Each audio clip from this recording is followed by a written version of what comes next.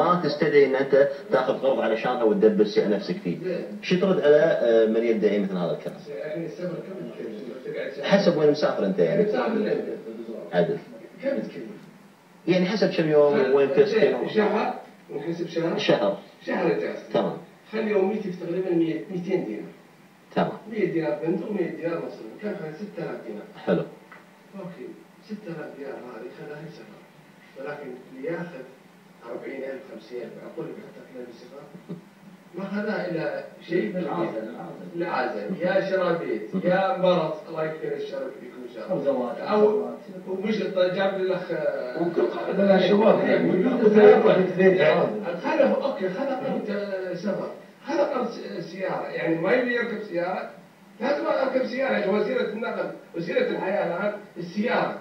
يعني انت الحين بس انا اقول لك اذا انت اخذت قرض فرضنا سياره اركب السياره انا وياك اركب السياره عدي ب 10,000 بس واحد انا ما قال اخوي من 1000 خذ انا سياره فرضنا رينج ولا جاكوار ب 20,000 30,000 واحد، يعني مو كلهم. احنا عارفين الشغله هذه. حلو. المشكله ان اخوي جاب قرض الزواج، الان قرض الزواج شو يسوي؟ تقول شو يسوي؟ تبعت لك 4,000 دينار، شو تسوي لك؟ 4,000 دينار ما تسوي لك شيء. فانا انجز كمل عليه تحط عليها. حط والله انا اللي عارفين يعني ال 4,000 بالذات اذا كانت الثانيه ولا الثالثه. عدل؟ ما في ليش؟ ما في جبر. هني. لا هو الان كتو اول ما يتوظف يفكر اول شيء بالزواج. الزواج يبي زواج يعني تعرف يعني اقل شيء كلفه الزواج صراحه الان 15 دينار 15 المشكله اقل شيء.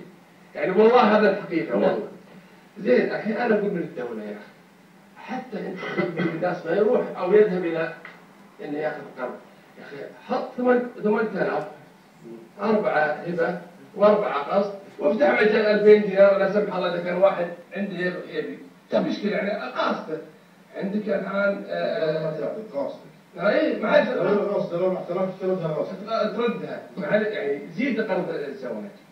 الطفل 50 دينار احنا من متى انا من يوم ولدت على 50 دينار دقيقه بس خليني هذه بعلق عليها على سالفه الاطفال ومو يعطونا 50.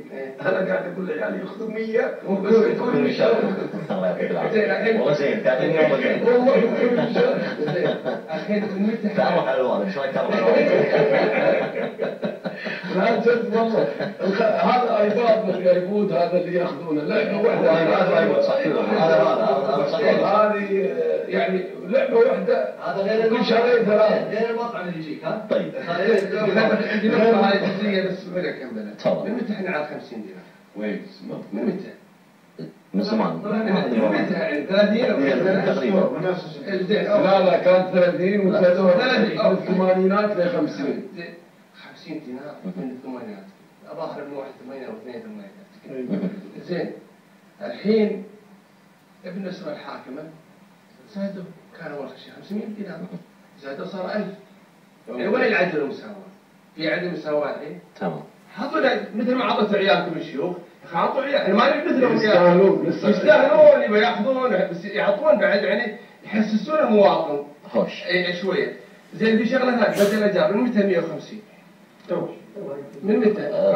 كان 100 في اجار الان اقل شيء يعني اجار يليق المواطن الكويتي ها 300 دينار.